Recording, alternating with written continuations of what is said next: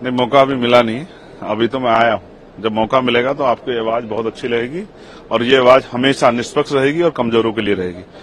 मैं उनकी आवाज हूँ जिनको इंसान भी नहीं माना गया है, जिनको जानवर मान के उनको तमाम तरह सामाजिक आधार पर, आर्थिक आधार पर कुचला गया। मैं उनकी आवाज हूँ और मैं विश्वास दिलाता हूँ कि जब तक चंद्रशेखर पार्लियामेंट में है, हर जुल्म जाति के खिलाफ आवाज उठेगी और सरकारों से जवाब मांगा जाएगा, चाहे वो स्टेट की सरकार हो चाहे केंद्र की सरकार हो। जो भी सरकार संविधान के विरुद्ध में जाके आम जनता के विरुद्ध में कोई भी काम करेगी, उनसे जवाब मांगा जाएगा। और मैं स्पष्ट हूं कि हमें जिन लोगों ने भेजा है उन लोगों की आवाज उठाना हमारी जिम्मेदारी है, तो हम उसको पूर्ण रूप से निभाएंगे, चाहे वो नौजवान हो, चाहे किसान हो, महिलाएं हो या वंचित वर्ग का कोई भी तबका हो।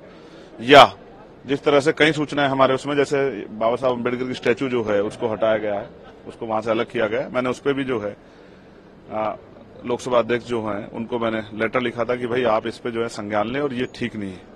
तो मेरा पूरा प्रयास रहेगा कि जो भी यहाँ कानून बनेगा और वो कानून अगर उसमें कोई खामियां होगी तो हम लोग उसमें कोशिश करेंगे कि उसका विरोध दर्ज करा के उसमें सुधार कराएंगे, सरकार का ध्यान आकर्षित करें। और हम कोशिश करेंगे प्राइवेट बिल लाके भी सरकार जो है हमारी जनता की तरफ सुने, जो जनता चाहते हैं उन पर भी चर्चा। सेशन में बहुत कम समय मिलता है, मैं ये भी लोकसभा अध्यक्ष से मांग करूंगा सदन के माध्यम से ही कि वो सेशन का समय बढ़ाएं, जिससे कि क्योंकि बहुत बड़ी लोकसभाएं होती हैं, बहुत मुद्दे होते हैं, उन पर चर्चा करने का अवसर मिले। ये सत्ता के साथ विपक्ष का भी घर है, विपक्ष की भी जिम्मेदारी है। तो सत्ता पक्ष जो है सिर्फ अपने लोकसभा सांसदों के बारे में न सोचे, उनके क्षेत्रों के, तो विपक्ष को जो जहां जीत का है उसके उनके बारे में सोचना है। मेरे जैसे लोग व्यक्ति के क्षेत्र के बारे में सोचना चाहिए।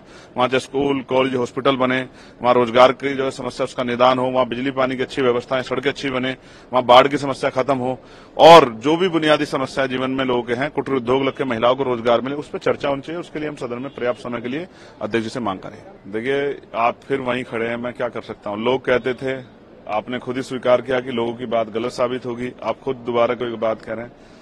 मैं संविधान को मानने वाला व्यक्ति हूं, मैं जाति के बैरियर में नहीं हूं। मैं जाति विहीन समाज के लिए की स्थापना के लिए, ये मेरे लक्ष्य में भी है और ये एक मजबूत उद्देश्य भी है इस देश को तरक्की करने का। तो मैं फिर आपसे कह रहा हूं, मैं हर एक वंचित के साथ हूं, जिसके साथ कोई अन्याय होगा उनकी आवाज उठाएंगे और जो हाशिए पे है उनको बराबर खड़ा करने के लिए सामाजिक और आर्थिक रूप से हम लोग संघर्ष करेंगे। देखिए, मैंने सरकार की बात ही नहीं है ना, बात कानून की है। कानून अगर अच्छा होगा तो उसका कोई विरोध नहीं करेगा, और कानून अगर धर्म के आधार पे, जाति के आधार पे या आर्थिक आधार पे भेदभाव करेगा तो उसका विरोध होगा।